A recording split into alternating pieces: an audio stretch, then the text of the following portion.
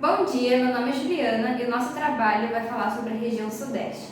De início, vem o tópico de aspectos naturais. Só que antes de começar a explicar sobre os aspectos naturais, é necessário ter uma leve introdução à região Sudeste. A região Sudeste ela é formada por 4 estados: São Paulo, Minas Gerais, Espírito Santo e Rio de Janeiro.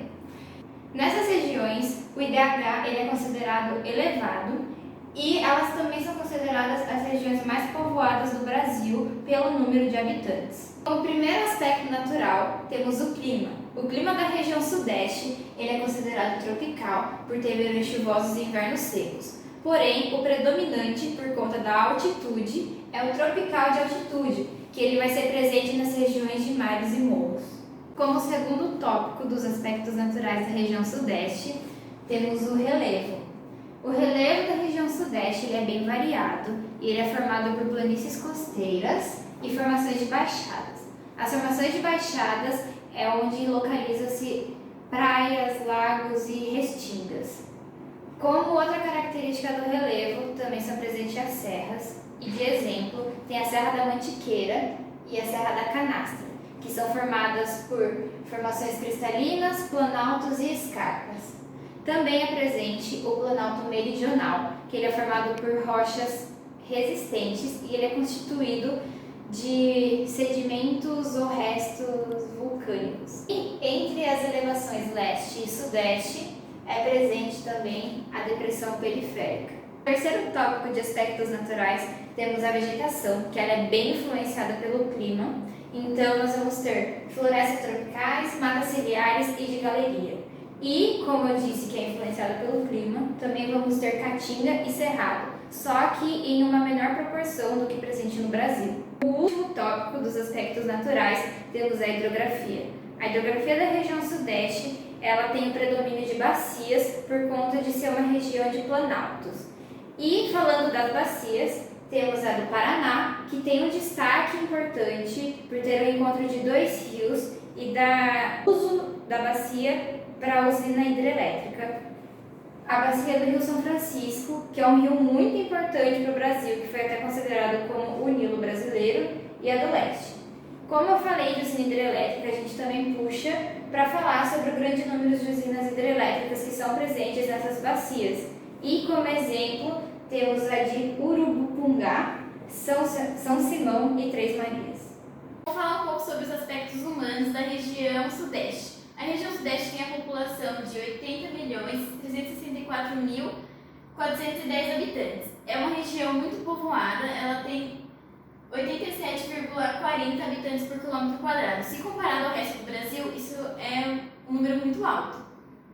92% da população do Sudeste se concentra nas áreas urbanas e é uma população predominantemente adulta, que se iguala aos países mais desenvolvidos. Com a abolição da escravidão, em 1888, os grandes fazendeiros de café se viram obrigados a contratar outros trabalhadores livres. Assim, muitos imigrantes europeus, como os italianos, espanhóis e os portugueses, se viram atraídos em vir trabalhar no Brasil e procurar novas condições de vida, melhores condições de vida. A partir de 1908, começaram a vir para o Brasil os primeiros grupos de japoneses. Nessa época, o Japão estava passando por uma grande época de mecanização, principalmente no campo, onde muitos camponeses se viram obrigados a vir para o Brasil procurar melhores condições de vida também. E até hoje a região Sudeste recebe vários imigrantes, principalmente os nordestinos, que eles vêm aqui para a região Sudeste, principalmente para São Paulo, buscando melhores condições de vida. Então, eu vou falar agora um pouquinho dos aspectos econômicos da região Sudeste, né? A região Sudeste do Brasil nada mais é do que a região mais industrializada do país, né? E nessa região é produzido o equivalente a 56% do PIB nacional, né? E por isso que tem esse apelido, locomotiva econômica do Brasil, porque é a região que mais movimenta a economia nacional, né? E, porém, né, devido à saturação de sua infraestrutura, né, muita procura pelo seu crescimento urbano, vem conhecendo nas últimas décadas um processo de descentralização industrial. O que seria uma descentralização industrial? Quando as empresas, por muita concorrência, preferem fugir dos centros urbanos e instalar suas empresas em cidades menores, né? Por exemplo, a Toyota em Indaiatuba, né? Porque o espaço em São Paulo está sendo muito concorrido. Em São Paulo, na região sudeste do Brasil, está sendo muito concorrido, porque é a região que mais movimenta o PIB nacional, né? Então elas preferem instalar suas empresas em regiões pequenas que sai mais barato para elas. Agora, falando um pouco da agricultura, né? A agricultura, por ser uma região muito desenvolvida, como eu já disse antes, ela é praticada em todos os estados da região sudeste, né? E tem como principal foco cana-de-açúcar, café, o algodão, milho, a mandioca, o arroz, feijão e diversas frutas. Uma fruta que é muito produzida no Brasil é a laranja, né? Que é muito exportada, e os Estados Unidos é o maior comprador de laranja do Brasil, é o maior produtor de laranja do mundo, né? E esse avanço na agricultura se deu à existência da terra roxa, né? Onde tem um solo muito fértil, né? Essa terra roxa é um solo muito fértil que capacita ter esse avanço na agricultura. Bom, o setor primário dessa região é caracterizado pela agricultura e agropecuária, né? E como eu disse anteriormente, é muito bem desenvolvido por causa de vários fatores, o solo, pela região mesmo ser muito industrializada. E o setor secundário, né, que contém as indústrias, por exemplo, São Paulo é considerado o parque industrial mais avançado da América do Sul, né? E o setor terciário, né, tem como um exemplo a ciência. A região, né, a região sudeste, abriga os 3 maiores polos existentes no Brasil de pesquisa e desenvolvimento, né? Que está na cidade de São Paulo, Campinas e Rio de Janeiro, né? Temos a USP, temos a Unicamp, temos a UFRJ, né? Que são universidades muito disputadas, né? Porque necessita de uma grande quantidade de QI para você poder entrar nelas, então são faculdades muito disputadas e ficam nessa região sudeste. Agora vamos falar um pouco sobre as sub-regiões do Sudeste, composta por 7 sub-regiões. A primeira que eu vou falar é o macroeixo Rio-São Paulo, que compreende as 2 metrópoles nacionais, que é Rio de Janeiro e São Paulo, que se destacam no setor secundário de indústrias. O relevo, ele compreende as planícies litorâneas, com destaque para a Baixada Santista e Baixada Fluminense, e os planaltos do leste, que tem a Serra do Mar e a Serra da Mantiqueira. O clima predominante é o tropical de altitude. A próxima sub-região é o Sudeste Ocidental, que ela compreende o interior do estado de São Paulo, com destaque para as cidades de Sorocaba, Bauru, Araçatuba e Araraquara, que são as cidades industriais que dominam essa região. O relevo do Sudeste Ocidental é da Baixada do Registro e da Serra de Paranapiacaba. O clima é tropical, com chuvas de verões e inverno seco. A vegetação é dominada pelo cerrado.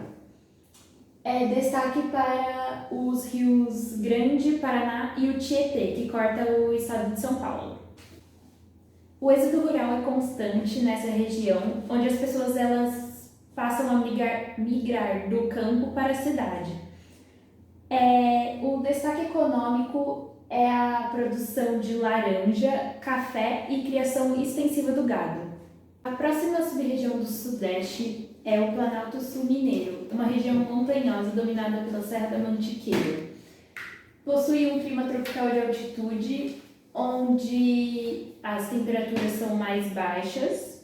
O setor primário dessa região tem o destaque da pecuária leiteira, e o setor terciário tem destaque o Tecnopolo de Pouso Alegre, além do turismo da região de Minas Gerais, que é muito grande. Então, o Triângulo Mineiro, ele fica na região do Planalto Sedimentar do Paraná. É uma região de clima tropical, com a vegetação de cerrado, e os principais centros regionais são Gil Uberaba e Uberlândia. O quadrilátero ferrífero, ele é composto por planaltos cristalinos antigos, com as rochas compostas de ferro e manganês, e a concentração populacional é de mais ou menos 4 milhões de habitantes nessa sub-região. O Sudeste Oriental, ele vai do norte do Rio de Janeiro até o Espírito Santo. O seu destaque é a metrópole de Vitória, com atividades portuárias, e nessa região é bastante caracterizada a cultura de café. O norte de Minas é a maior sub-região, mas é a mais vazia. O clima lá é semiárido. As pequenas populações que tem lá, elas fazem apenas agricultura de subsistência e tem um êxodo populacional por conta da pobreza na região.